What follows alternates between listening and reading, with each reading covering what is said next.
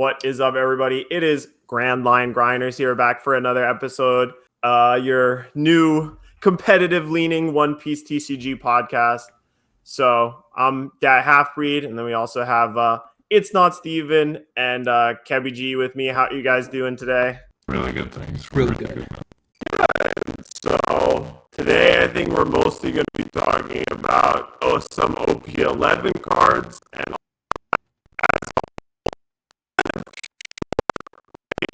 like 6-ish weeks about, I think 6 to 8 weeks long for the format.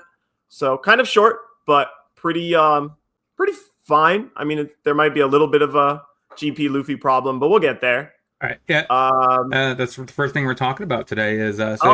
If you look at our screen, my screen, so the last three events, you can clearly see green purple Luffy has been basically around about 45% shooting in the actual tournaments based off these pie graphs. Yeah. Blackbeard is taking up a little bit of position, but yep. For the most part, everyone else is kind of just taking very narrow. Maybe these are probably like 3%. So I don't know if that's something we should worry about, or is this just gonna? I think it's just gonna fix itself once blue purples comes out. I mean, I think when blue purple Luffy comes out, this is probably just gonna like split in half, where half of the people will be blue purple and half will be green purple, but it's probably still gonna be about the same percentage, is my guess. Yes. But one thing I'm kind of curious about is what happened to Lucci. Like, it was here, it had a good percentage rate in this section, and it kind of went away at all right here, and now it's like a small one right here. Yeah, I mean, there's more decks too if you scroll down. It's kind of like Lucci is kind of like hard gate kept by Teach a lot of the time. So if the Teach slice is bigger, that by nature means the Lucci slice is going to be smaller. Yeah. Because that's when good. we looked at the win rate percentages or whatever, Lucci beats Teach like 20% of the time. It's really bad. So the highest and winning, I think a really good Teach win rate is decks, even better against like a really good Lucci. I think highly skilled players, I still think it's even more Teach favored. So according to this, Teach is the second highest winning rate deck right now. Yeah, behind Grape Luffy, and then Bell Betty is picking up some massive slots this last week. Is that 16% Lucci win rate? Lucci, about. Is that is number 16.7%. Yeah, in the right part. 16.7 against Teach. That's what we were talking about. That's wild. That's nice, because that's one of the decks I'm going to try to specialize in is Blackbeard. And I hate facing Lucci. That's like the deck that I hate the most. It's already here. It's so annoying. I think it's like the worst matchup on that whole table, which is like kind of crazy to think about. Teach versus Lucci matchup. It's like 16.7. What it looks like. That's nice. I like that. The only thing that's even close is Vegapunk versus Enel. Like, it's awful for Vegapunk, just so bad. Oh, right here you're at 81.2. Yeah. So, but I definitely think that like what we're learning again and again is just that like consistency is so strong, especially for like large numbers and percentages. And like that's the thing that makes both Teach and GP Luffy so good, is that they're just so consistent, where like Teach has 3 searchers, right? This is my age, the stage, and Lafitte. And it's the same thing with Luffy, where they have Nami, when you're at Sea Searcher, and Zorojuro. And when you can do the same thing every game over and over and over again, it just like pumps your win rate up so consistently. That's absolutely surprising about it is still Bella Betty. I mean, this deck is for the longest time I always felt like it was a meme, and now it's just kind of taking things over. I'm glad it's happening. It always had like a good place as the random kind of aggressor deck, but I think it's more just because of pros never played it really, and now that a pro picked it up and actually optimized the list, and now it's just crushing. It was also held down very hard by Moria and Jinbei. Like those two cards were so good against Bella. And also the black 1-drop spell. Too. Yeah, Ice Age. Yeah, Ice Age also was probably pretty bad for this deck too. Again, another list runs 4 stage. Mm-hmm. Like it's another deck. It's just trying to be that consistency. It's got the full searcher Bella Betty. It's got the 4 stage now. Like just another one that just wants to do its game plan every single game. And it's like, I will probably win the matches that I'm got a really strong win rate into. But unfortunately, with Bella Betty, what is its worst win rate there? Probably still Lucci. Bonnie Lucci, and then Yeah, like Bonnie horrendous Lucci against usually. Vegapunk. Yeah, Lucci, Bonnie. It's bad against Wow, Vegapunk. terrible against Vegapunk. Vegapunk being worse And than then Lucci is Zoro. surprising to me. But I guess against Lucci now, a lot of the decks run 4 copies of the 6-drop Koala, which is so good there. Lucci as well is starting to go more top end. It's got more Yep. bricks. It's got like 10-drop Kuzan. It's running the 4-drop Kuzan. It doesn't run that many 2Ks. And on top of that, the 2-drop Kuma is really good against Lucci, killing that Rebecca, killing that Mancherry. You get a lot of really good value from your Betty in that matchup. So I can understand why it's not as one-sided as it used to be. I think if the the other end of the meta wasn't playing all these quite high numbers, difficult to get rid of, you could definitely just tech for Bella Betty, and I think it would be a much better win rate for Lucci. But it just can't quite do both at the moment. So it's in this kind of weird spot. So an interesting statistic right here is so clearly Bella Betty is really good into NL, but bad into worse into Bonnie versus Zoro's better into Bonnie, but way worse into NL. What do you think the difference is that makes Zoro better into Bonnie, and it makes Bella Betty better into NL? Bella Betty just has these decks. really big numbers. That's the main thing that like really helps it against Enel. That like you make really big numbers really fast, and Enel is ability. Yeah, Enel is good at clearing one thing per turn, but it doesn't really have blockers outside of Shirahoshi, and that's like I feel like the biggest difference. Where like Bella or Bonnie has a decent amount of blockers to stop some of the worst defenses, and then can also have, of course, a big difference maker is also 8-drop Kid. Like 8-drop Kid is a big deal. Mm-hmm. So I guess the real question is, what makes Zoro so much better into Bonnie?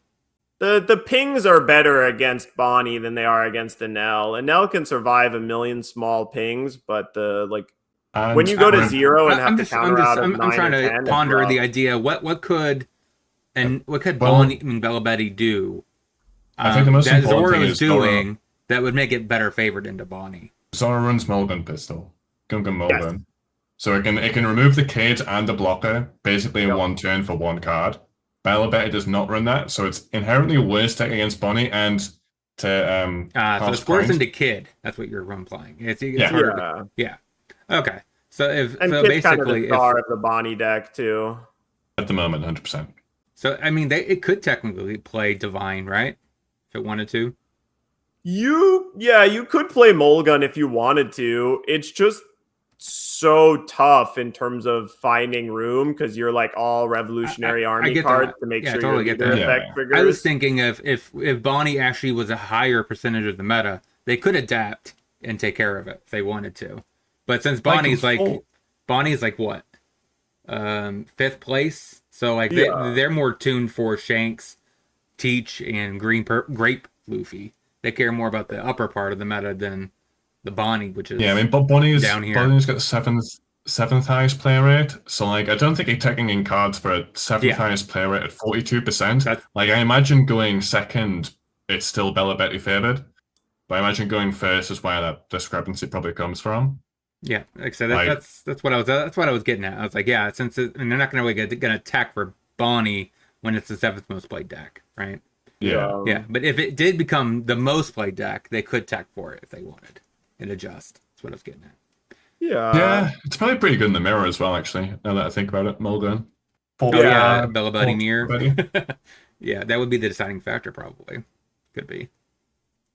It's just always such an interesting glass cannon style deck, but a lot of the best decks are just getting a lot flimsier or whatever, right? Where they're very strong and aggressive, but anything that's faster than them, they have trouble dealing with, and that's I think like going to get even more accentuated in 11, right? Where a lot of these mid-range decks are going to have a very hard time beating Blue Purple Luffy, and that's like everything in the middle of the tier list, funnily enough, right? Like Shanks, Bonnie, Red, Purple, Luffy, and Lucci will like all probably struggle against Blurple. Bonnie will probably have the best go because of 10-drop Dofi, but 10-drop Dofi does not go good into the new 8-drop Katakuri we'll talk about later. What I'm curious about is next season is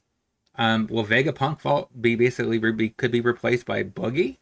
Boogie is basically, it has very similar stuff, doesn't it? Because like it also cheats down big fat things like Vegapunk does. So it could actually show up maybe in this top 10 maybe next. Yeah.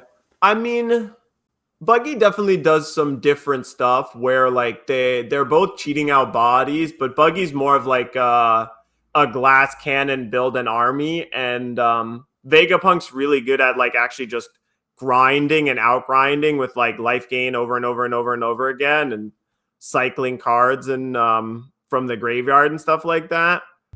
But yeah, figuring out where the new STs fit in is definitely going to be interesting. Yeah, I'm kind of excited. Yeah, in my mind, how on earth does Bella Betty beat Boogie?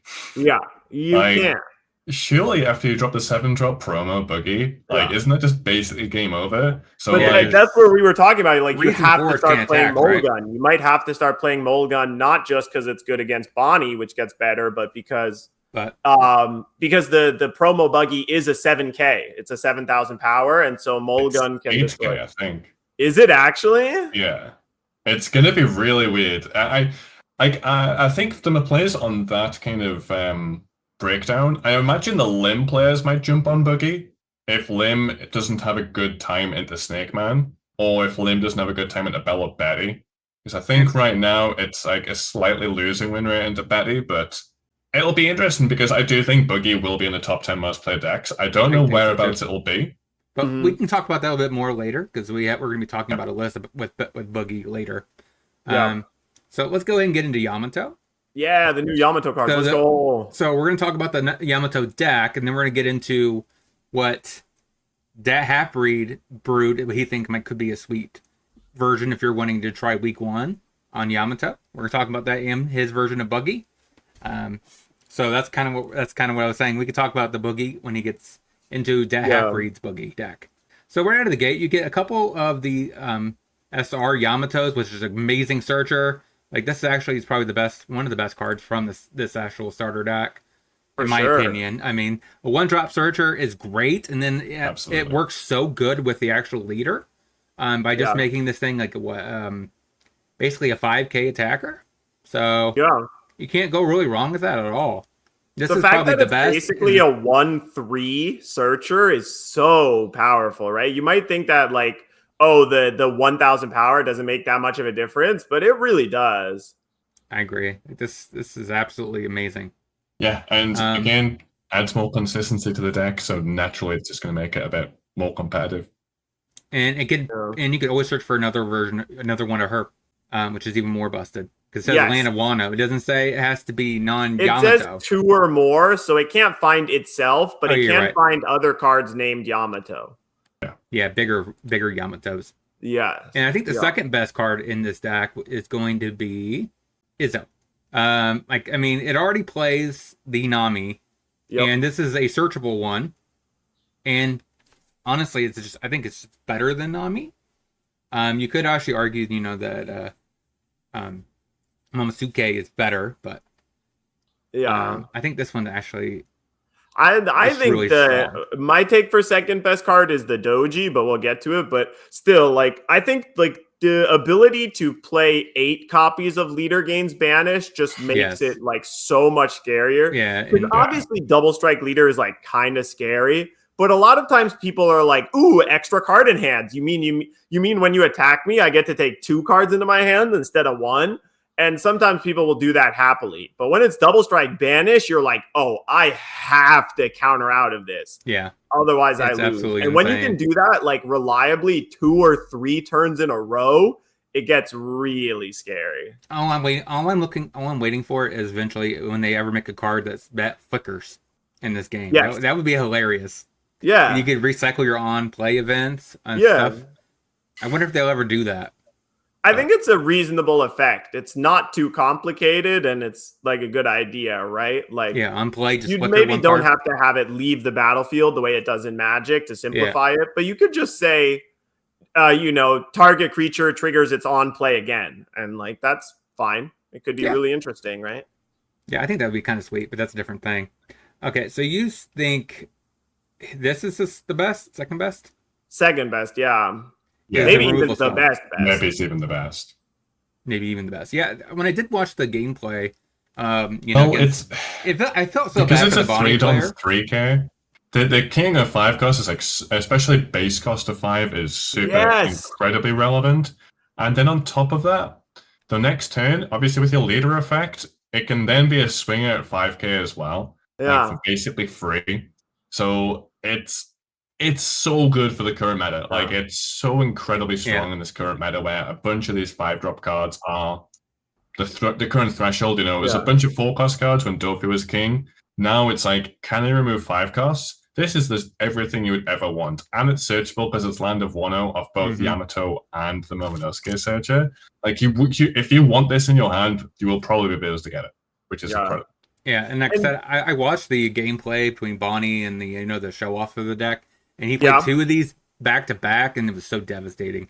Both blockers just got out of the way, and then it was just like, oh, this seems like an unfair matchup. Bonnie against Yamato. Yamato just crushed them.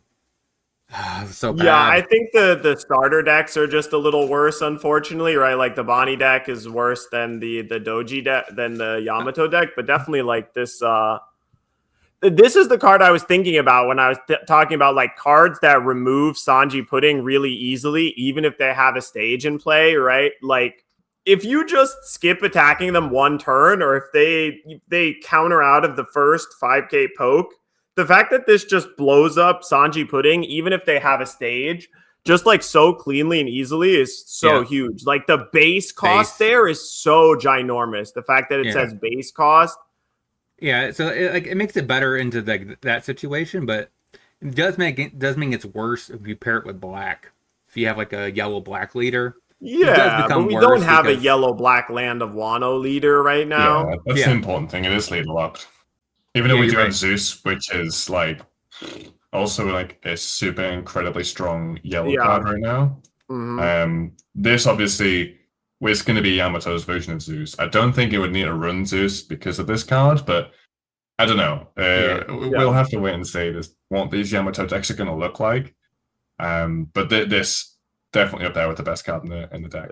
Is there any other card we want to talk about besides Momonosuke? I mean, we can talk about the Kinemon for like 0.5 fractions of a second. It's a good card. Like a lot of the, you could just click one arrow to the left.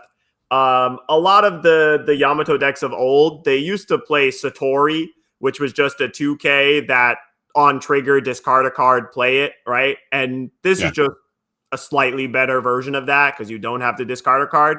So it's just like a free 2K, and sometimes it'll poop out a body and win you a game. It's like nothing crazy, but the floor is a 2K and the ceiling is win the game off of a trigger. So I agree. Yeah, if they have your opponent has 3 or less life, but you should be able to do pretty standard. Again, Land of Wano, so like there's no real reason to not put this as a 4-up in your deck. This is probably the best. It's probably the best card of him. And the Momonosuke of Kinemon, I'm talking strictly probably the best Kinemon. Yeah, Kinemon hasn't had a lot of great cards, unfortunately. Yeah, you had the weird one where he has 3 parts. Yeah. And then we have this guy. So what do you guys think about this card?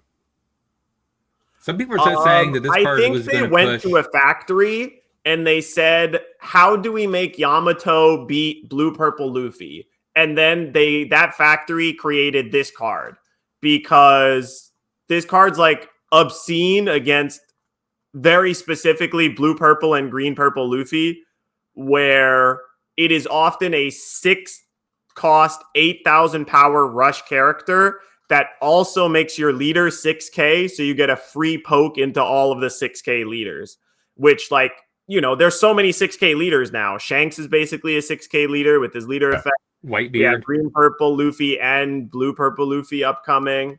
So, yeah. Steven? I mean, It's interesting to see how many copies of this actually get ran in the deck.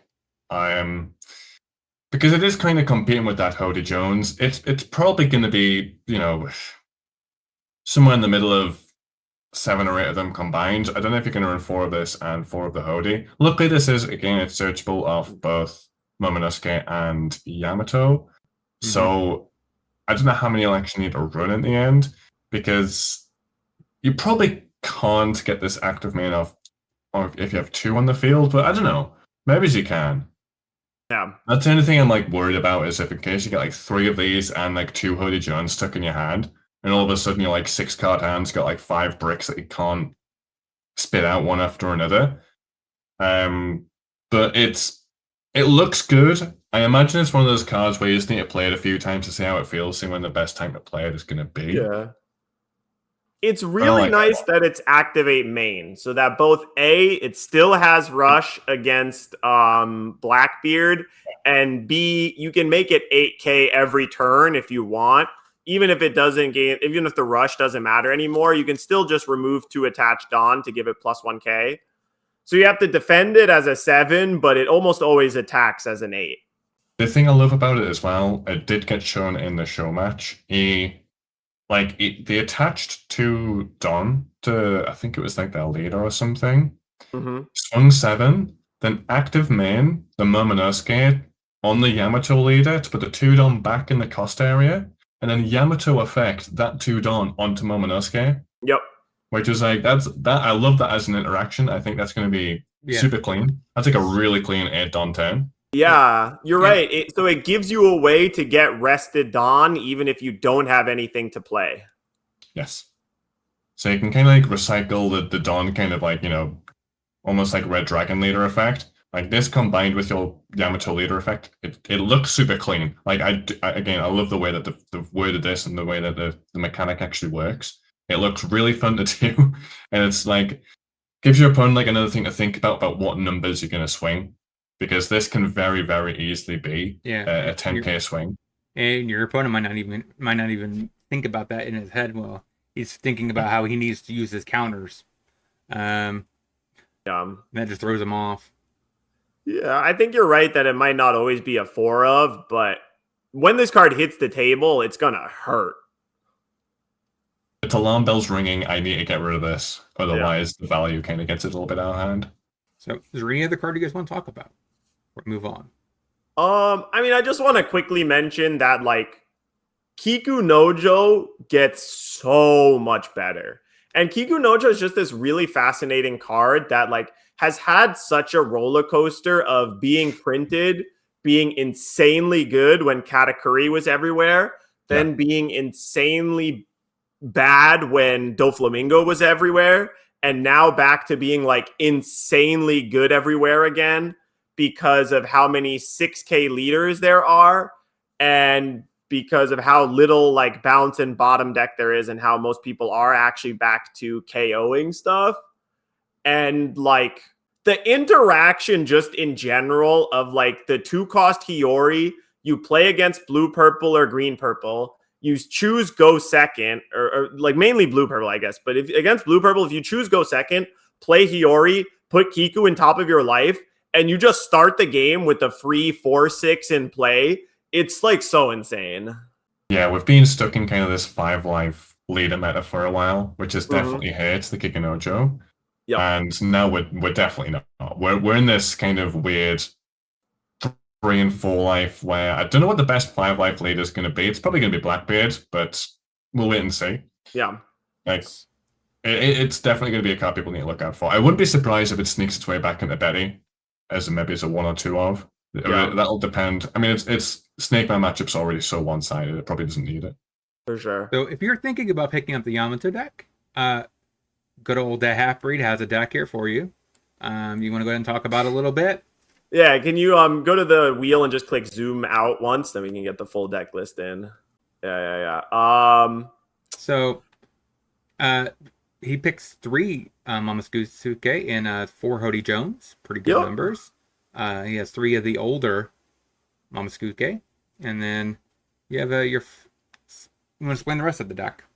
Yeah, what it's made you just pick the definitely a numbers? deck that's supposed to be very consistent where you're like, the idea is every single turn you're either attacking with banish, or if you don't have a banish attack to make, then you're doing some type of Momo shenanigans. And like looking at the list, and also like I've been watching a bunch of like the Japanese proxy YouTubers. I have a lot of channels of those that I really love watching. And this card, this 5-drop Momo, has been such an insane all-star in the deck of like how Yamato can sometimes be really fragile, being a 4-life leader itself. But like this card keeps you alive so much for so long, in that like for a long time, Momo actually had real trouble finding targets to put into life, because you can't target Searcher Momo because you can't target anything named Momo. And so the only really targets that you had were the 2-cost Hiyori and the 4-cost Kikunojo. But now you have so many other targets of things that you can add into your life. You can target the 1-drop Yamato. You can target the 2-drop Izo. If the Kinemon ever pops out of your life, you can attack with it and then put it right back.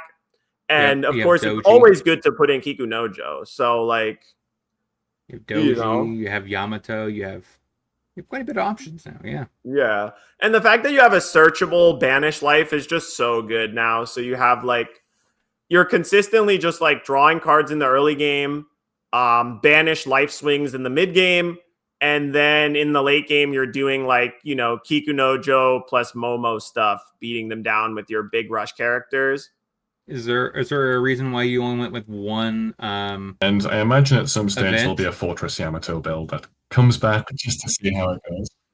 Yeah, there's a bunch of events that you could play. For the longest time, people were playing like there's like Straw Sword. You could play the Asura Demon thingy that gives plus 3k and rest something. But I like the the Elephant Gatling, just because it's so flexible in that like it can keep you alive with the +3, and then you can pay 2 to rest something as well. And 2 is of course the perfect number, because you pay 2, you rest something, and then you have 2 rested on to do with your leader effect. 5 or less, yeah, that's pretty good. And you just rest something down and you could just hit it if you need to get rid of it. I feel like if I would make any change to this deck, I think I would take out 1 Elephant Gatling and play the 4th blocker Momo, just because like gaining a life, a 5/6 blocker that gains you a life has just been so impressive every single time. It's so hard to kill the Yamato deck through 4 copies of the blocker Momo, but it feels strong. I'm a little scared of what the buggy matchup looks like. I don't know how that's going to go, but there's a lot of strong things going on in this deck list. I think there's a few interactions that can be interesting. The Grape matchup could be interesting because of Electrical Luna versus this deck seems very strong as well. 100%. But again, the double attack banish, the fact that you can probably do that 3, 4, maybe even 5 times throughout a game is also very spooky for the Grape Luffy. Yeah, but especially if they don't have the Dawn for Gum Gum Giant or whatever. Because they have a lot of blanks and they're trying to have Gum Gum Giant carry them. So if you force them to do Gum Gum Giant in an early turn to not take a banish swing, it's like a lot of pressure lifted off of your side of the table. I heard even before the starter decks as well, this was good into Snake Man. Like it was picking up kind of random results, random tops, because they were just running like 5 rounds of Snake Man, and it was already pretty good again into that matchup. So it'll be really interesting to see how it develops. I'm excited for it. You think that with this kind of ability, you think it could make get out of just being a pet deck and becoming a legit contender now, or no? I think so. I think it is officially above pet deck, but I don't think it's tier 1. But yeah, I'm thinking, can it just now hit like the bottom part of top 10? You think it has that potential now? I think that this deck is like 10th or 11th, in top 10. Probably still behind. I can see maybe it's the first week or the first couple of weeks of definitely format. This breaking into top 10. I can see that because usually aggro decks are usually really good in the first few weeks. While people are adjusting, in this deck it's hyper aggressive usually. So I could see that being a good reason why this could be showing up, as well as people just actively want to test this deck in rank. Yeah. You should be pretty good against Blackbeard, pretty good against Grape Luffy and Blue Purple Luffy.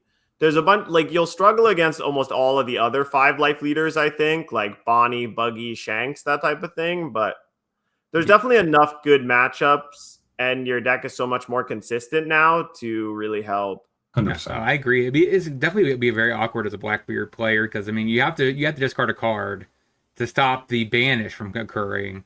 Yeah, and that just takes away your counters, and you probably are going to be pretty punished by that. But you can't let banish happen, so it's like a double-edged sword for Blackbeard here. Mm-hmm. Yeah.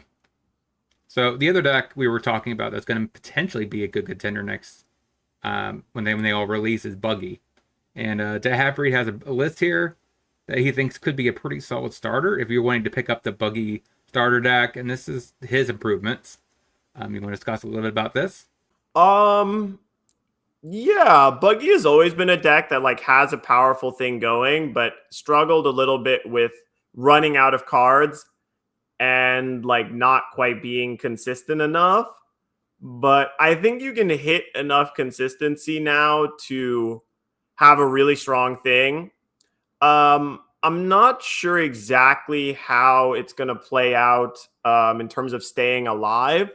Like some Buggy decks struggle to stay alive currently, and they were actually like playing the 2-drop Richie. So maybe the 2K blockers will help with that. But all I know is that Crocodile Mihawk is turbo nutter butter insane mode. Yeah, it seems like a lot of the best cards in this deck happen to be just Mihawks or Crocodiles. 100%. Yeah. Poor Buggy. Like he has two cards represented here, but three. The 10-drop Buggy is pretty strong. I don't think the new promo 10-drop Buggy is very good. It probably won't show up here, but just because I mean you have to have 5 or more, and then he comes down and be a blocker. If you don't have 5 or more, like it just goes to the bottom of your deck and you get no effect. Right, but like it feels awkward, but you'd be surprised at how many times you're totally okay with paying 5 cost, discard a card, Red Rock. I think the deck's really interesting to me because it's got a lot of tools to deal with aggro, and it's got a lot of tools to deal with the kind of late game control decks. It'll be dependent on how effective it is at like closing out games. I think it's going to be very, very good though. There's a lot of card draw, a lot of cycle to make the deck very consistent. I think it'll take a few weeks to really finalize the list. Be fun to try to see what actually beats the deck, and maybe is what blue cards you can put in to kind of counteract that, because I think blue's a pretty versatile color. It's got a lot of tools to deal with a lot of different things. It's never just had like a powerhouse deck in terms of these big dudes that get dropped. So I am excited to kind of test out with it. The 4-drop Boogie is a little interesting, but again, it'll be good to see what actually beats the deck and what it can maybe stick in instead of it. I guess just a kind of a backup at the moment as to a forward on turn that might be, it's definitely a card that's just testing right now. Like if there's any flex slots in the deck, it's definitely the 5-drop Alvita and the 4-drop Buggy, right? That's where you could like put a bunch of different stuff if you need it, right? Like Raging Tiger if you need some more removal, or you could play Pilaf, or even like maybe you need something like the Richie blocker, just 2-cost cross guild searchable blocker. Like there's a bunch of things that you could play in that slot, but the thing is, it is now very easy to consistently go play a guy, leader effect 2 guys, leader effect 2 guys, Buggy. It's like very easy to do and much harder for your opponent to stop now, because it used to be you do leader effect, play 2 guys, and then after that you often wouldn't have that much more. But now that there's Croc Mihawk, Crocodile, and Buggy, you can really like you can play 2 characters every single turn if you want to. Yeah. Kind of has some of the things like Usopp has, right? Where you could just cheat. Yes. Some bodies with Rebecca. Yeah. This one has a very It's like, similar what if type of thing. Usopp had 12 copies of Rebecca instead of 4? Yeah. It's pretty humorous, actually. But like that's like literally Usopp's biggest weakness is that like Usopp with Rebecca is completely leagues different than Usopp without Rebecca. Yeah, I mean, also the other good part about this is, I mean, you think What about if it, Usopp this is had actually 20 unlike cards that Rebecca. said, cycle your hand. Unlike Rebecca, this actually is a good attacker. Yes. I mean, Rebecca's a 7 for a 4,000 attacker. Not really that impressive, but 7 for a 7? The thing definitely is also that like all 3 of them are completely reasonable to just cast. You do not have to activate your leader ability every single time, right? Like it's cool to do it to cheat out, but like paying 7 for Crocodile is still a good deal. Yeah. Paying 7 for Buggy is still a good deal, right? Like playing a 7 and a 5 or a 7 and a 6, even though the 7 can't attack, or playing an 8 and a 4. These are all things that you would do for full cost, right? And when you get to do them for 5, it's like kind of cheating. You're not wrong. I'm kind of intrigued. I might try this deck relatively early next round. Yeah, me too. I'm trying to get 2 Buggy decks, and I ordered all of the Crocodile Mihawks and stuff.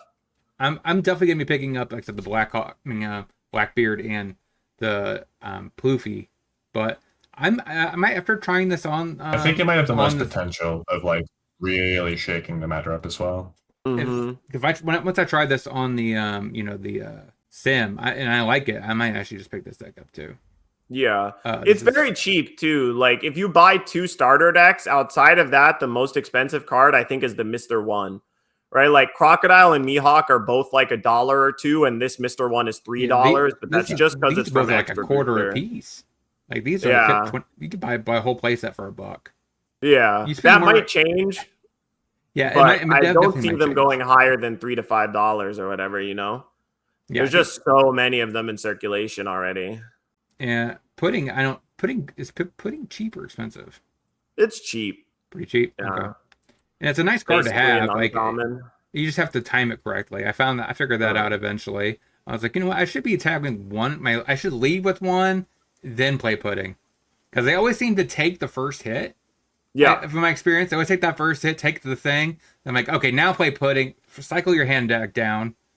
It made me feel like I actually had a big brain. Pudding just is also very good against all of the Gum Gum Giant decks, because when they leave 2 or 3 Dawn open and you're just like pudding, and then they literally have to sit there and be like, please draw another Gum Gum Giant again. I left all this Dawn up. I hope I draw them again, right?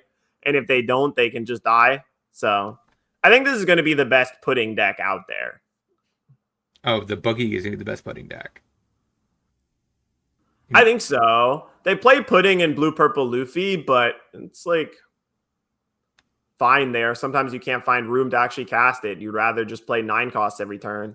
Sad it doesn't say just each player returns. It's not really what the deck wants to play, because it's like so tempo, so ramp focused. But I have seen pudding be a few of. I think it's mainly for the mirror and a game for Grape, because it's a super strong card against Grape. Yeah. Again, it used to be in the olden days you would play pudding against your like Bonnie or Whitebeard opponent with 10 cards in hand. Yeah. But I think nowadays we just have to reframe pudding to like pudding's main purpose is to shuffle their Gum Gum Giants into their deck before you kill them. Yeah.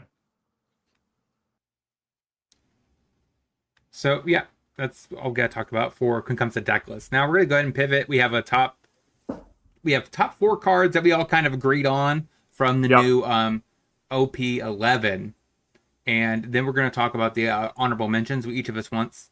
One of us has 2. Of us have 2. One has 1. So we're going to pivot to that. Now, we kind of all agreed in yellow. Actually, wait, did you actually have this card on your list, Steven? I think I did. I meant to. Yeah, you had number 1. I have a number 1. I forget. Steven, did you have this on your list? Zeus? I don't think I did, actually, but that should definitely change now. I think it definitely yeah, this card is crazy. It's actually such a nuts card. Yeah, it is. I think it's the best card in the set. I mean, it's a 2-drop, and it has 2K on it. Like, that alone is pretty solid. And the fact that it can come down to KO of 5 or less, is just absolutely unbelievable to me.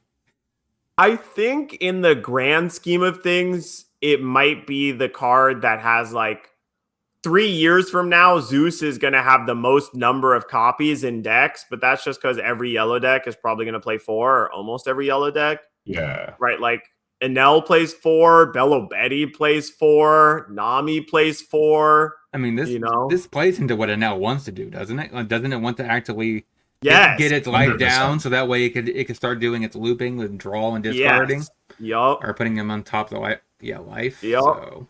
Also, the alt art's pretty darn good. Oh, yeah, look at that one. Has Nami in it. It's pretty cute.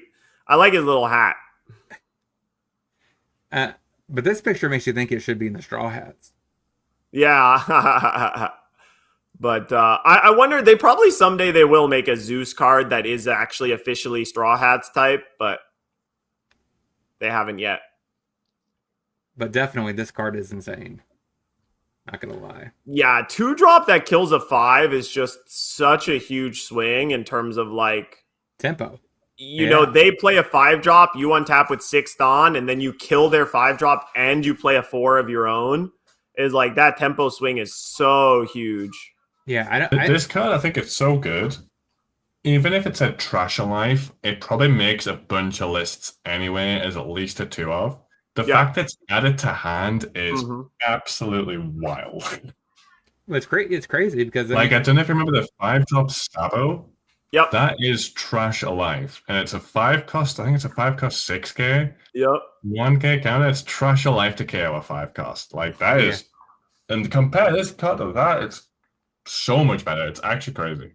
Yeah. I know. This should have been 3 or less, but...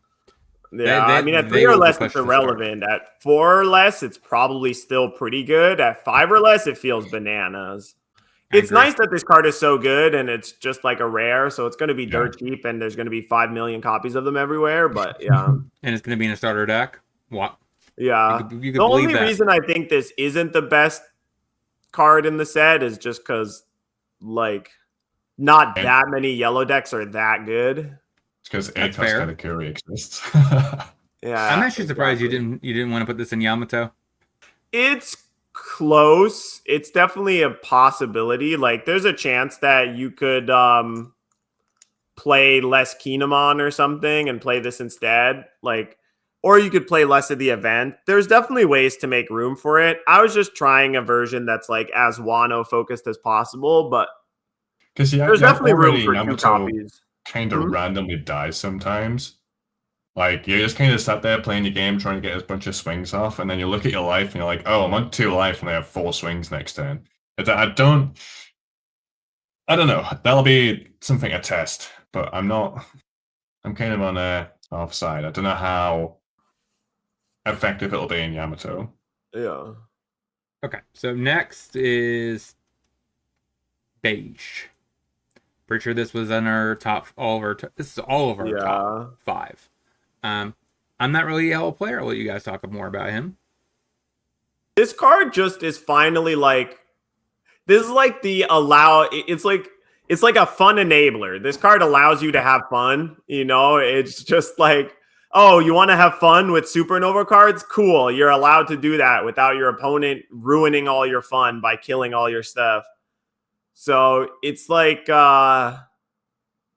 it's so good at just enabling you to do stuff in both that, like, it keeps you alive by just blocking, but also keeps your stuff alive by protecting it and gaining you life. And like, this card is just such a nightmare to play around because you really have to ask yourself, like, okay, I'm targeting the character and it is leaving the battlefield, but is it worth gaining them a whole life to do that? Like, a lot of decks, the answer would be no, you know, and Nell might sometimes not care, but most decks will very much care. It's kind of nuts that they didn't put, like, basically any restriction. You know, it's not 5 cost or less, it's not by KO, it's not by the bottom deck, it's literally remove from field any Supernova. It's not green Supernova, it's not yellow Supernova. They could have put so many restrictions on this card to make it, like, not as good as it is, and it's still probably got play. But the fact it's got no restrictions and then it's on the top of your life face down, like it's actually nuts. It is actually even nuts. if they wanted to fix it by just strictly saying to use the effect, you have to rest him. That would also would have been fine, right? I mean, he gets rested. He can't block, but still. Just let me just do a bunch of things for free. And those cards are normally really, really good. Yeah. Yeah, like this card's definitely like a future-proof card too, where in the future, if there's any other supernova stuff you can do with it, it'll be really good. I think right now it's probably only going to see play in yellow-green law, just because it feels like Yellow Kid is just a little too fair for the format right now. But in yellow-green law, this card's like amazing. It means you can finally cut Tashigi and play something that's just like better in every way in that deck, it feels like. Yeah, I can see what you're saying. It's interesting. It's not, again, it's not leader locked or anything like that. It is very future proof in terms of any deck going forward that's supernova that might have yellow. This will probably be in the contender for the deck. I know there was a bunch of supernova and L decks and everything floating around. I don't know. I don't know how good it would be in those kind of decks, but it would still be an interesting card to test. There's a handful of supernova Namis floating around as well. Yeah, because Nami is coming out. That's a yellow blue, right? Yeah. I could see it actually. And every single Nami deck plays 4 copies of the 8-drop Kid. Always. Every time. Yeah, and you can drop both of these on the same turn. Like, Page and Kid. Interesting. I like it. And I mean, me and Steven even watched a match of Green Yellow Law where this card was in play. And Steven mentioned how, like, a lot of times the purple decks, they play 9-drop Big Mom and they'll put a character to the bottom of your life. But if you're Green Yellow Law, the Capone lets you put that card to the top of your life instead, which means you can just play it out with your leader effect immediately again. And like that interaction was really strong against Blue Purple Luffy. And against the Lucci, when you 4-drop Lucci, the 2 5-cost supernovas, the guy just put both of the 5-drops to life. Yeah. You're just like, what is that? Are most of Sabos, right? Sabos are not, and Aces are not supernovas, right? Most of them? No. Sabo and Ace only are never the supernovas, no. Because I was thinking that okay, how would this play out if you did like the brothers? Because like this would put a Luffy back on top, and you could basically play another Luffy, sack it, get him back. Supernovas, but yeah. I was just thinking that this card, the second half looks like it would be very good with those brothers, but none of them are super really. Hardly. Yeah, just one of them. Yeah, so I guess it's not as good. I think unblockable 5-drop Luffy is also a supernova. The red one? Yes. Yeah. Oh, not the one that gives the rest of dawn, but the yeah. Yep. Start deck 1/1. They could maybe see it play, but you're not running like supernova searches or anything. It's Yeah, you could try red, yellow, supernova Sabo or whatever. Yeah. Some of them do it with a black, yellow Luffy. Yeah. That's also a common one I've seen now. Playing those brothers. They play Sabo and they play Luffy. That one is just the 1 5-drop yellow Luffy that's supernova. Yeah. Could be fun to play in a Sabo deck. That's what I was thinking, because I've been playing Sabo recently, and I was like, the type of effect would be very good in Sabo. Or that kind of a deck where you're trying to use the top card and use him again, like cheating him back out of your life. Which I guess that's why you're talking about with Law. That makes a lot of sense with Law. Because it also does something very similar. Because it's super synergistic with his leader ability. Like, it's so crazy. Totally. So, next. I remember what was the third. Blue. I think it's Nami. We could talk about Nami now. So 5-drop Nami, 1k. Blocker, and then it has if your leader is a multicolored, draw 3 and put 2 of them either on top or bottom of your library in any order, which is really good if you're playing purple blue Luffy, because you could put back on top something second from the top if you wanted. If you haven't hit 8 Dawn yet to do your setup, so you could technically do it set up to where you could play Sanji, and she could help set you up for Sanji, which is really nice. What other decks are you thinking about playing Blue Nami in? I don't think you play him in Sanji, would you? Or in Sanji? The purple blue Sanji or what? The purple blue, yes. Because I mean, it's I mean, that one's an OP12, and no, you probably don't play it in that, but it's definitely good in Nami. Yeah, Nami. It's really good in blue purple. It's a card where it's like almost every deck that can play it will want to try. I think the only exception is like Reiju or whatever, just because you don't have room. But yeah, Reiju with his cycles mega hard. Like even like Marco, blue Marco. That's what I was just thinking about. I was just thinking about Marco. I was trying to think of the multicolored blue ones. Like Marco. Yeah, you could definitely play this in Marco. It'd be excellent. Straw Hat Crew typing, of course, just always broken. There's 5 million Straw Hat Crew characters and 5 million Straw Hat Crew searchers. So the real question everyone wants to know: will this finally make Queen playable? What? The Queen is just worse Enel in every way, unfortunately. It would make a Queen list. If you were going to play Queen, you will want 4 of these in, to be fair. Yeah. And can't you play the other card too that draws 2? Isn't that a multicolored leader too? Vivi, yeah. Vivi, isn't that multicolored? Yes. So you can play Vivi in Nami. Finally broke Queen. Yeah. I was actually excited to play this in blue yellow ace. Like it's actually going to be super hard for that. Yes, that's another one. It's another combo deck where you want pieces and like draw 3, and even if you have all the pieces in hand, just put 2 things back to the top of your deck so you can just draw them next turn. It's super duper nice. What about green blue Sanji and Zoro? Yeah, I mean that deck like is a little interesting. You could definitely play it there. I think it's worth playing in like Rosinante as well. Because honestly, I like Rosinante a decent amount as well. The Rosinante leader with the new extra booster 2-drop that it gets. But that's if we're talking about, stuff that you just want to take to your local. Really versatile, really just a good card, though. Yeah. It's really solid. Yeah, really solid. The blue Queen and maybe even better than Queen. I would say this is better than Queen, 100%. No. Just has more restrictions, right? Yes, yeah. So next, we're already in purple. Let's go ahead and pull up Katakuri. So what's actually kind of good about this one is, I mean, for one, it kind of gives this and another thing vigilance. If you have any reference on magic terms, like basically, you just get to attack with it, immediately untap him, and block with him. So it kind of does a 2 for Volt for that component, while also giving you a Dawn. I don't know if that ever is going to be relevant often. It is. Unless you are putting your Dawn back all the time. But yeah.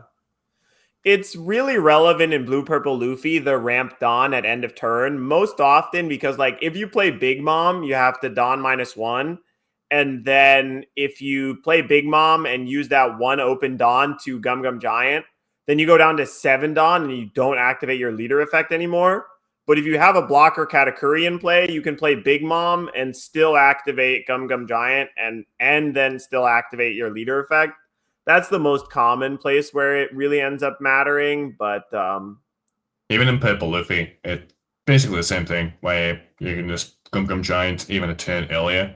Maybe you just want to go up to 10 Dawn, and this will get you there. It just will get you there. Yeah.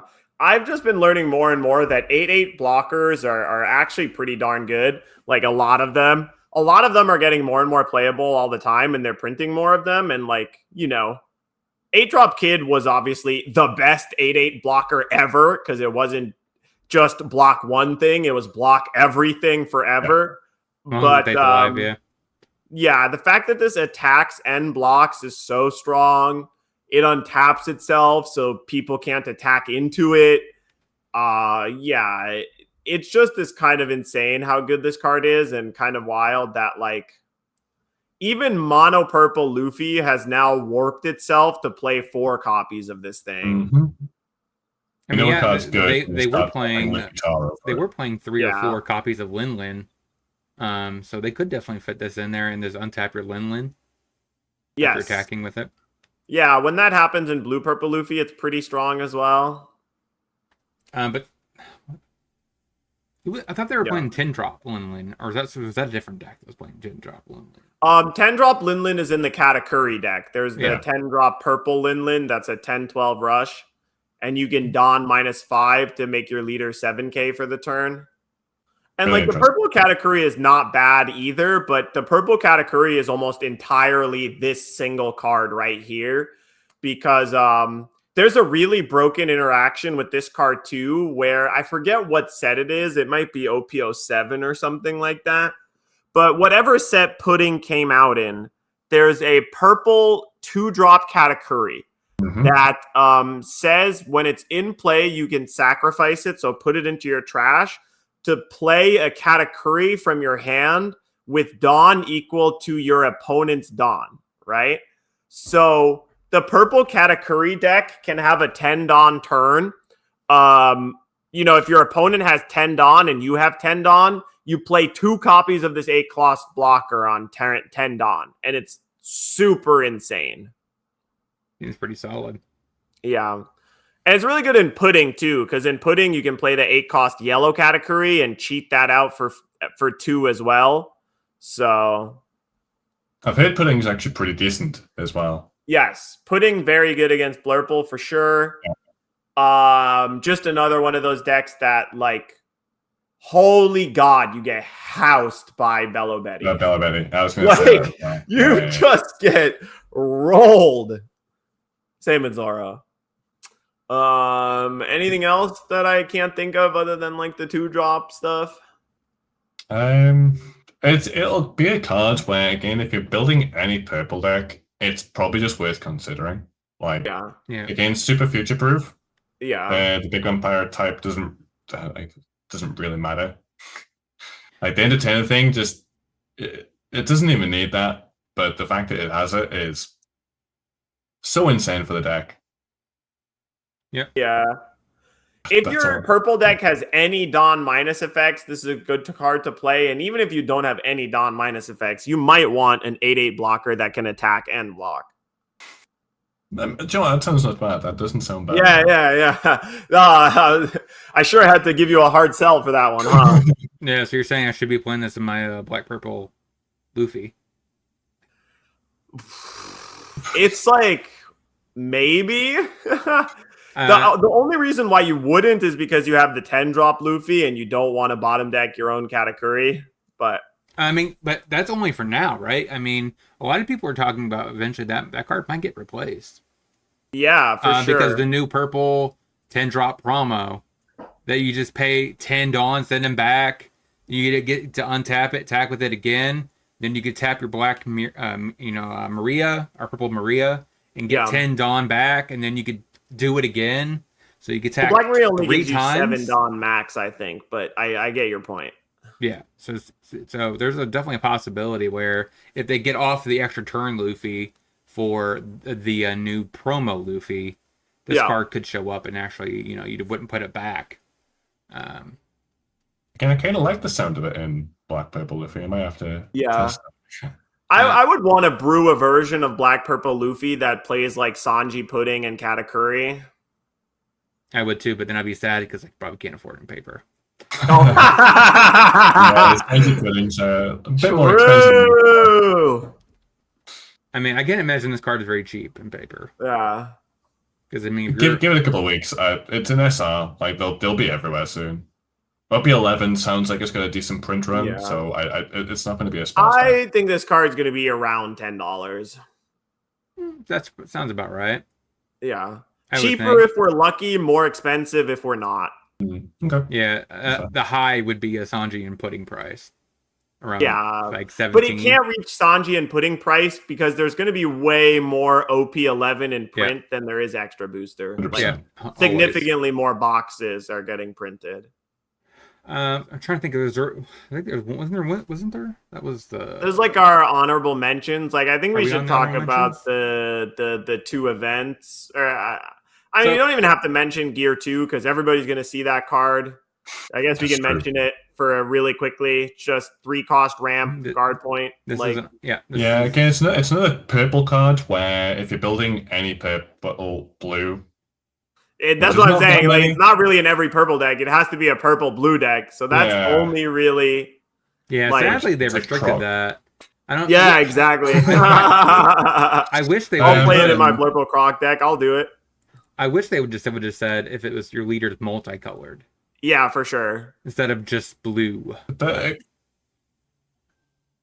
Yeah, so good. Again, every deck like that, this will probably be a 4 of. Like, again, the one-ton counter events are very, very, very good in the meta right now, especially for Straw Crew leaders. It's got the Straw Crew type. It's just crazy. And then you had out that was a green one, wasn't it? Elephant Gatling. Yeah, here. It was in the Yamato deck. Yep. Yeah, just again, super solid card. It's additional copies of Odie, I guess, in some situations. Obviously, it can only rest one character. But, like, it's super playable mid-game.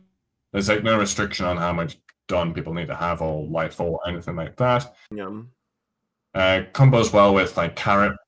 You've got a Carrot on the field, just tap 2 Dawn, I'll tap something else, swing 6 into life, raise it with Carrot still. Super duper good for green. And then again, the 1 Dawn of plus 3k. Yep, it's Supernova. Really good. And it's Supernova type, so it's searchable with a bunch of cards. Yeah, I mean, it has 3 types, yeah. Pretty solid. And Fishman, just in case they're playing, like, Hody Jinde or Shiro or whatever. I mean, people are... Vanderdecken is the real reason to be Fishman, and there have people been playing random Fishman lists all over the place, but yeah.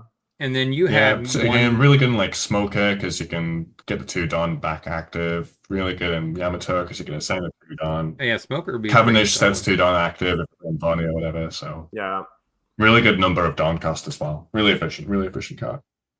Could this show up in Dofi? I know that's a deck that cares a lot about events because they want to untap their green purple one. Yeah, I get it's not in the type, but I know I guess it could combo a little bit with your bird cages or whatever. But and you had wasn't it the red 1-drop? No, it's the yellow one. It's called Red Hawk, but it's yellow. I could see that on bird cage Dofi, to be fair. I think it'd be interesting. Yeah, the Red Hawk, you were over it. Gum Fire Pistol, Fire Fist Pistol Red Hawk. Yeah. What a long name. The events always have really long names for sure. But I just like what they're doing with events nowadays, just in general. Because for the longest time, most events just really weren't good. They're just like too risky to run, and they have to be very high impact. Otherwise, they just get stuck in your hand and you lose. And the fact that they're making more of these like events that have 2 modes just are nice to like have more events in decks as a whole, because it was kind of a card type that was dying out a little bit. And this one is just a really flexible one, right? We already have like Damned Punk, which kills a 5, and just like the 4-cost KO a 5 is a good effect. Yeah. People play Finger Pistol, people play Damned Punk, and this is just a nice version of that that's even more flexible. So I don't know why you would ever play Damned Punk and not play this card. That's the only thing, but... Yep, and it's a rare, right? So it should be super nice. Pretty cheap. I like having the 1 Dawn up. Even if you don't even have the event in hand, it just kind of gives your opponent another thing to think about sometimes. For sure. Super good card. Was the only cards left over the ones that I want to talk about? One card that I did notice that people have picked up.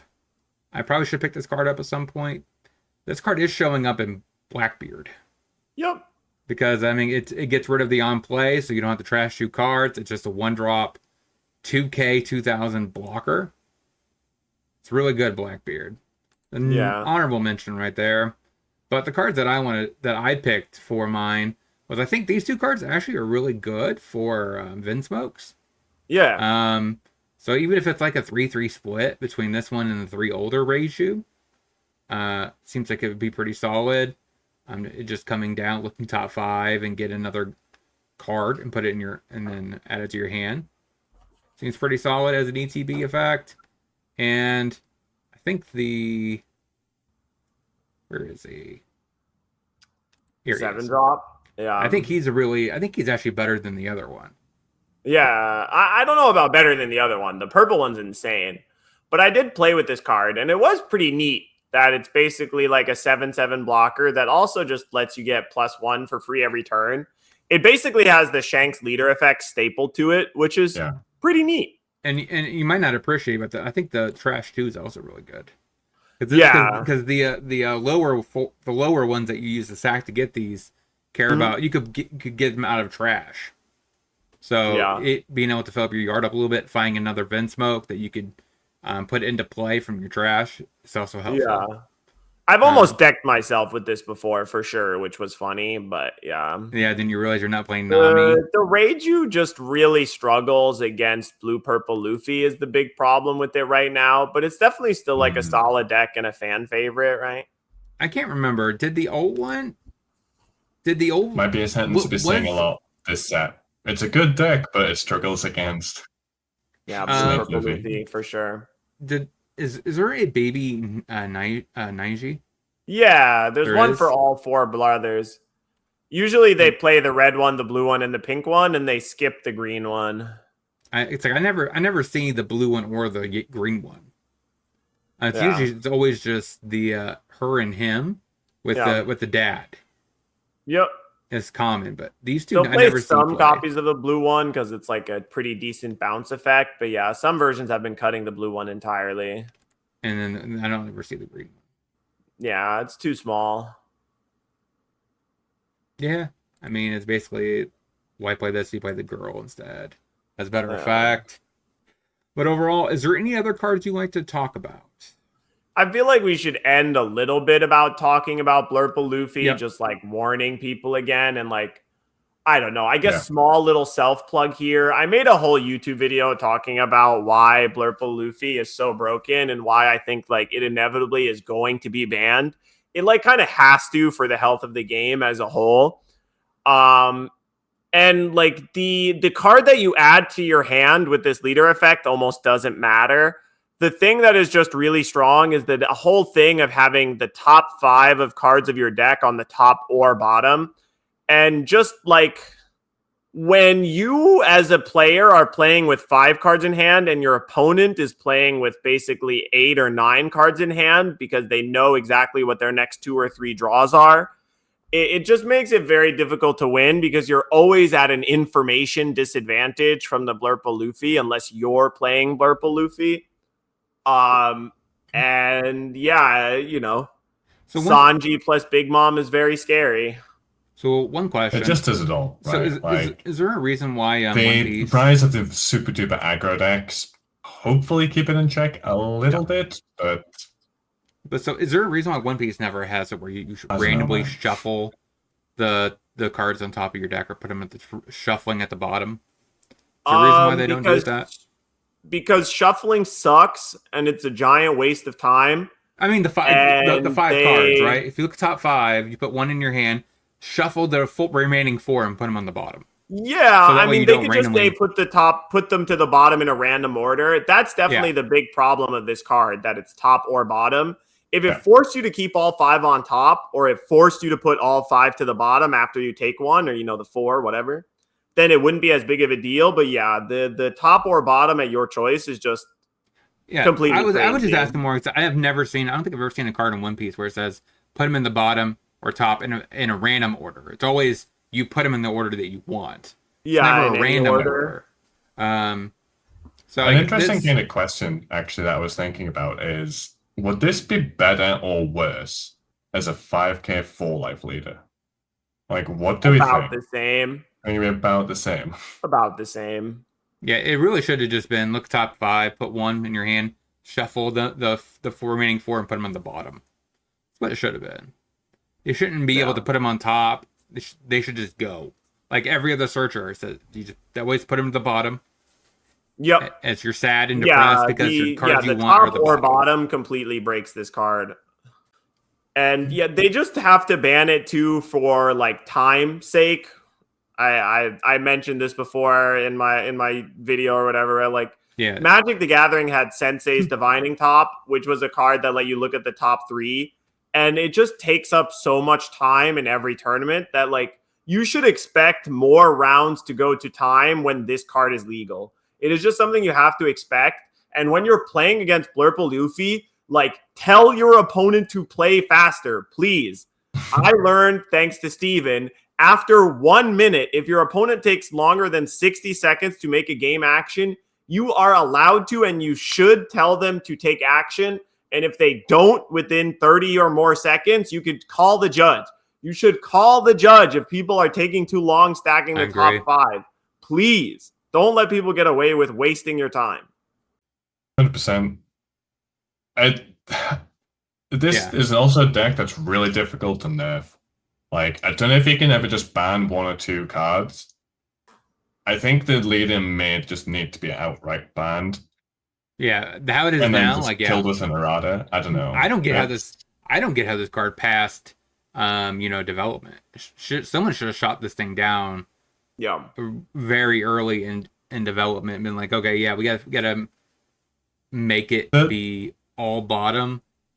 And one saving grace is that it does have a glaringly obvious counter that is just aggro, hit him in the face, and it's making these kind of other decks relevant again.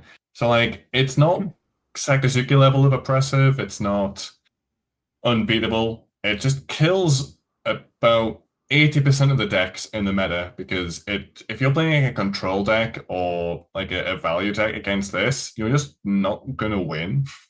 Yeah. Like maybe some Lucci versions are gonna come back, and I've seen like the 10-drop Kuzan being very relevant, and you can maybe keep up with how efficient this deck is, but that kind of sucks when your limit of control or slow game is basically Luffy or Lucci, and then maybe Bonnie, but that's a very big asterisk, which kind of sucks because it just stops you playing from a bunch of decks from a competitive standpoint. I mean, I'd say 60% instead of 80, but still, there's a bunch of decks that just can't beat this card like ever almost.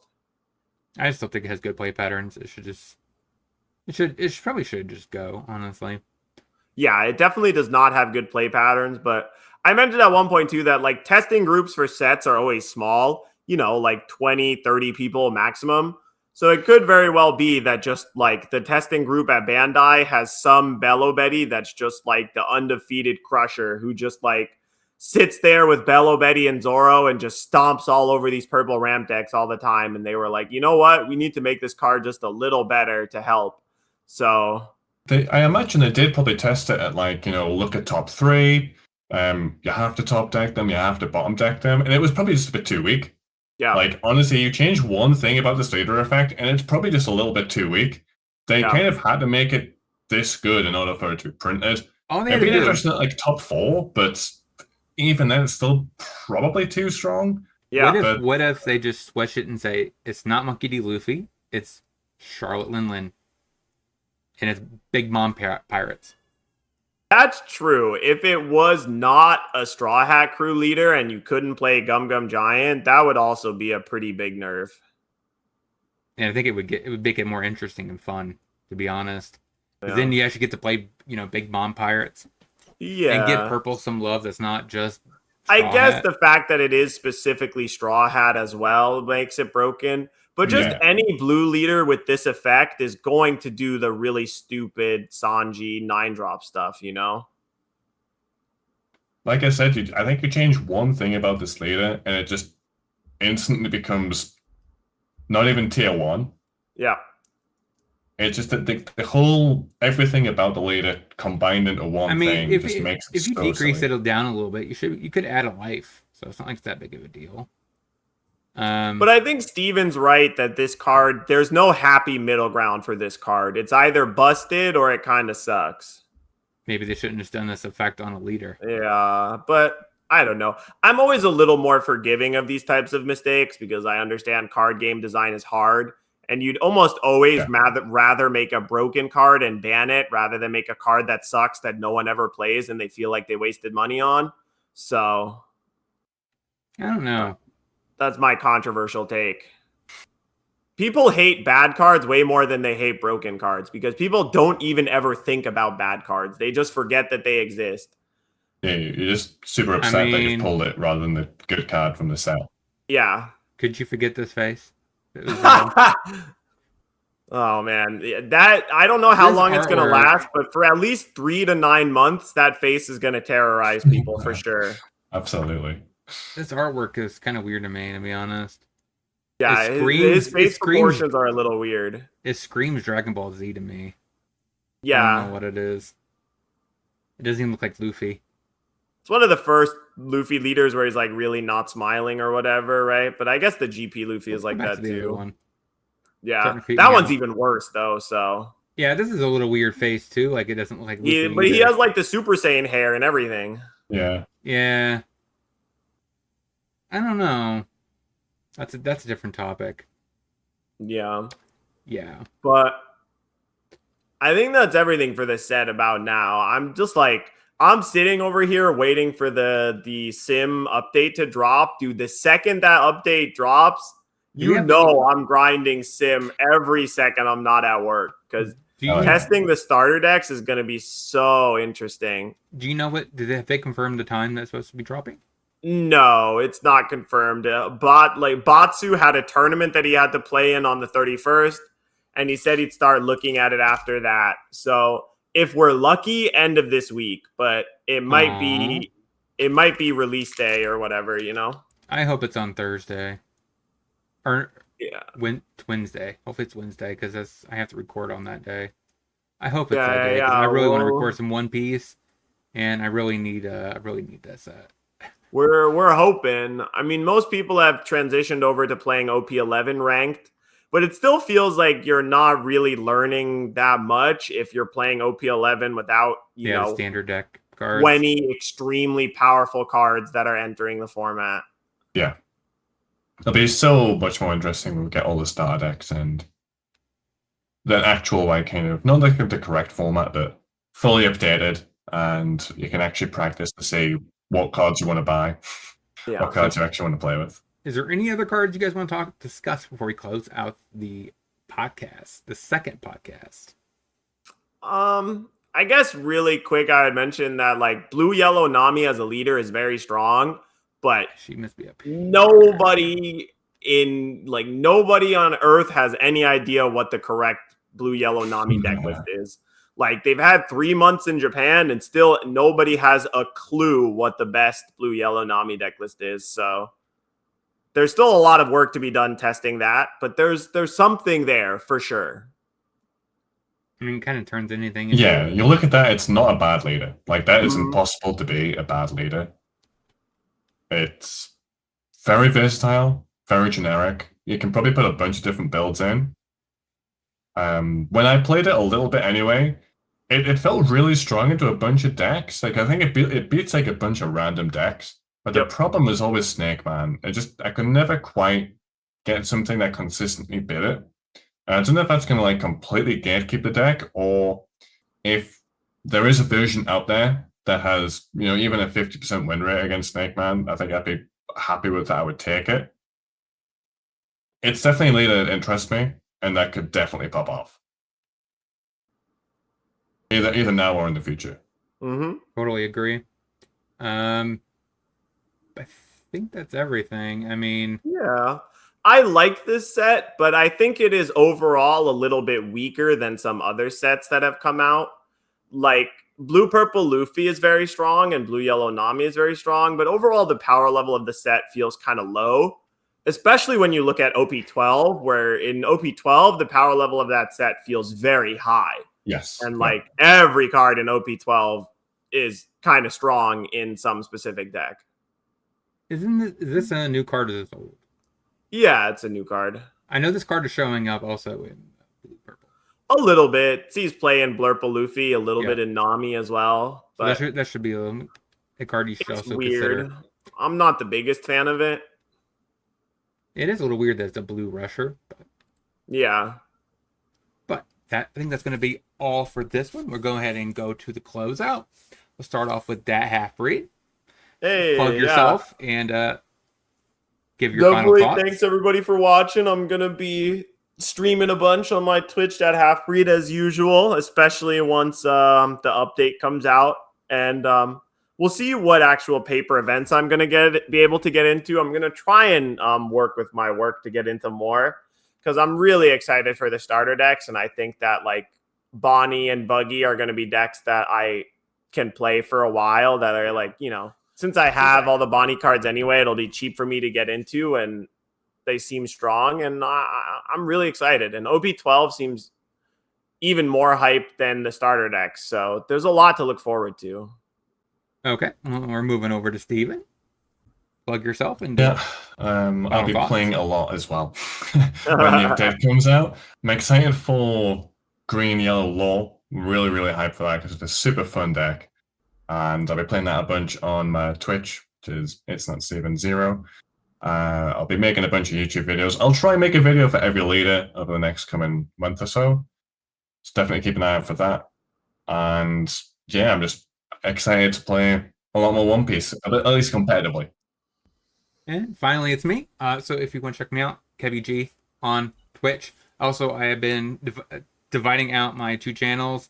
So I'll maybe playing a lot of the competitive decks going up and down on the ACG channel, which is the same channel this podcast is on, and on my personal channel is going to be more suited for Roger non-meta decks. So if you're interested in either one of those types of strategies, if you have a pet deck, it's probably going to be on the Rogue. So that's it from me. And yeah, so we'll be back next week. We're not really sure what we're going to be talking about. We're going to be discussing that privately, but it's going to be fun times ahead. And until next time, have a great day.